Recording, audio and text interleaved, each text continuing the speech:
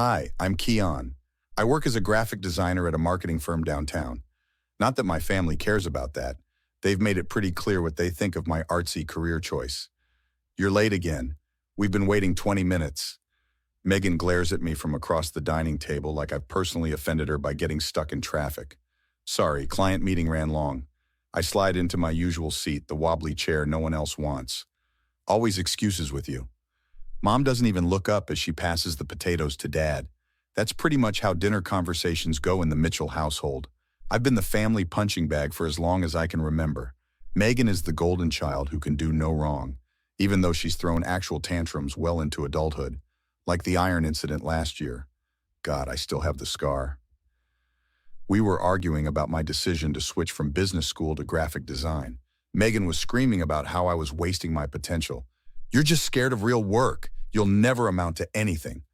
Just because I don't want to be miserable in a corporate job like you doesn't mean I didn't even see it coming.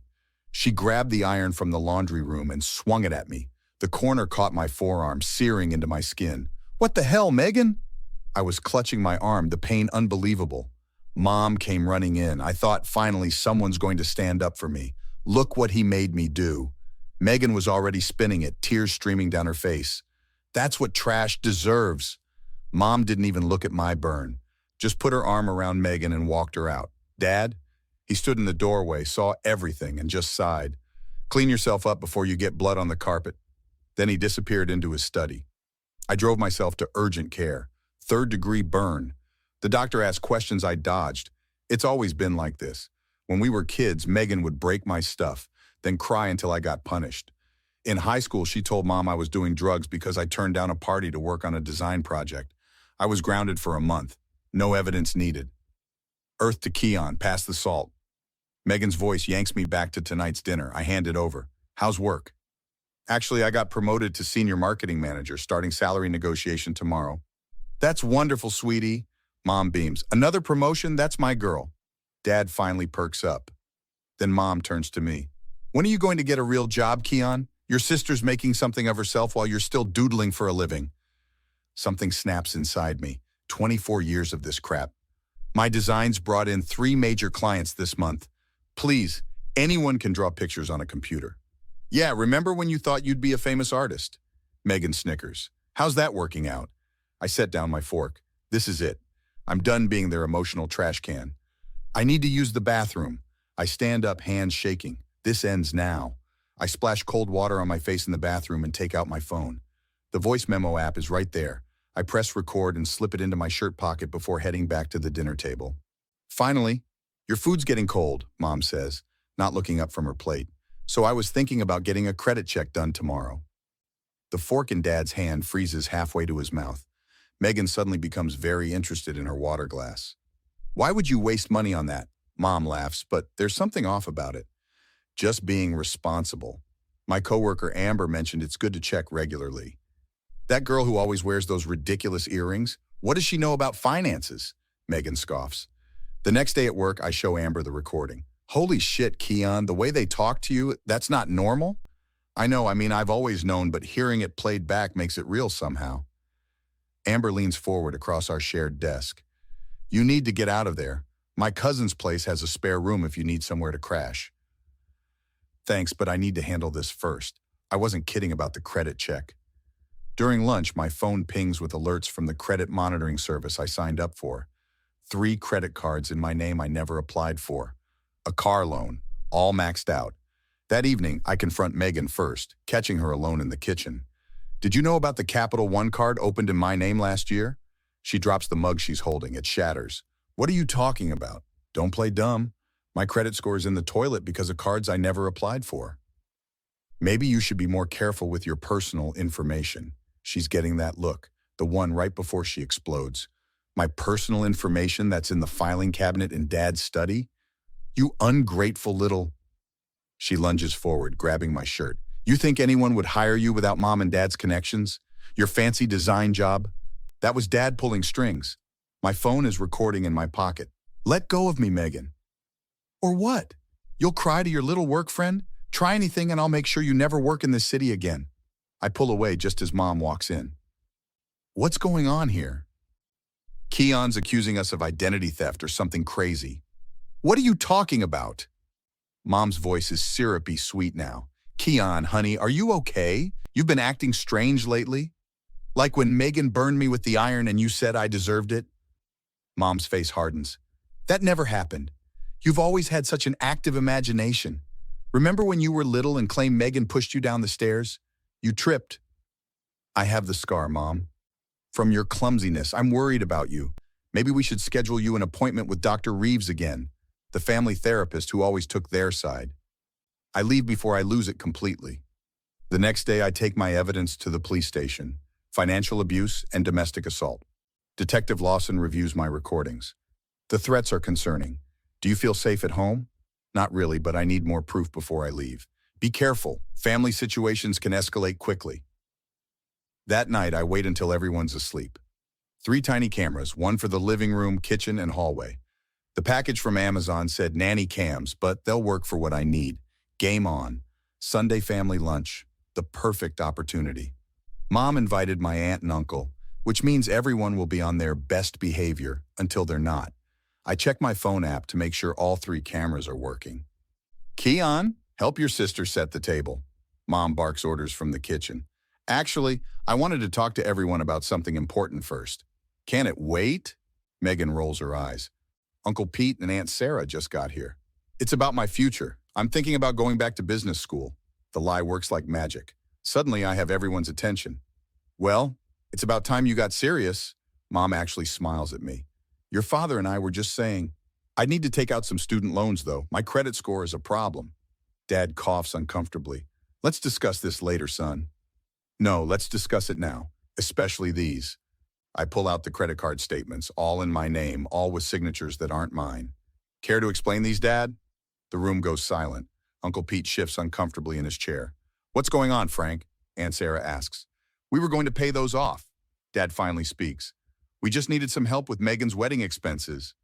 Wedding expenses? She's not even engaged. There's over $30,000 here.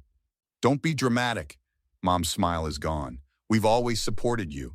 This is how you repay us? By embarrassing us in front of family? You burned my arm with an iron and said I deserved it. That's not support.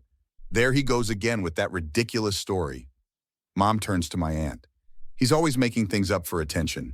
Remember when he was 12 and claimed Megan broke his science project? I have the medical records from the burn, and now I have these too. I hold up my phone. I've been recording everything, every nasty comment, every threat.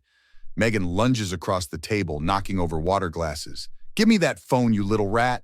Back off, Megan, you ungrateful snake. She grabs my wrist, fingernails digging in so deep I feel skin break. You're hurting me. Let go. Uncle Pete stands up. Hey now, let's calm down. That's enough. Dad cuts him off. Keon, stop causing trouble and give her the phone. Are you serious right now? She's assaulting me in front of everyone. Megan twists my arm back. I cry out in pain. Just like when we were kids, huh? Always tattling. She shoves me hard against the wall. My head smacks against the corner of a picture frame. I feel warm blood trickling down my neck. See what you made her do? Mom hisses, always provoking her. Aunt Sarah stands up. Diana, he's bleeding. This isn't right. Stay out of family business, Sarah, Mom snaps. I stumble toward the door, grabbing my car keys. You walk out that door, don't bother coming back, Mom shouts. Wouldn't dream of it. In my car, I call Detective Lawson. It's Keon. I got everything on camera. Megan attacked me again. I'm bleeding. Where are you now? Do you need an ambulance? Driving to the hospital. Then I want to file charges. All of them. Assault, identity theft, everything. Come to the station after you're treated. We'll take your statement and get those cameras. Don't delete anything. My hands shake on the steering wheel. But for the first time in forever, I feel something like power. They're finally going to pay. 6 weeks after filing charges, I'm sitting in the county courthouse, watching Megan's face as the judge delivers his verdict. The court finds the defendant guilty of assault in the 2nd degree, restraining order granted, sentencing in 2 weeks. Megan crumples, mascara streaking down her face. The perfect daughter, now with a felony conviction. This is all your fault, Mom hisses as they lead Megan away. I hope you're happy. My lawyer pats my shoulder. Don't respond. And remember, their financial fraud case is next month. Outside the courthouse, reporters crowd around. Keon, how do you feel about the verdict? Justice was served. The videos showed exactly what happened. Those videos went viral after someone leaked them online. The Mitchell family's carefully crafted image shattered overnight. Dad's accounting firm lost 3 major clients. Mom's bridge club uninvited her. Megan's fancy marketing firm put her on administrative leave the day after her arrest. 3 days after the verdict, Dad shows up at my new apartment. "How did you find me?" "I keep the door chain on. Amber told me. Please, son, 5 minutes." I let him in, but stay standing. 4 minutes now. "I messed up. We all did. Your mother and I, we never should have let things get so out of hand with Megan." "You didn't let things get out of hand. You actively participated in abusing me for 24 years. I know that now. The counselor the court assigned us, she's helped me see things differently." "Good for you. Can we start over, please? Your mother misses you." "My mother called me trash when Megan burned me. My mother helped steal my identity. My mother is facing criminal charges. People can change, Keon. Maybe they can, but I don't have to stick around waiting for it to happen."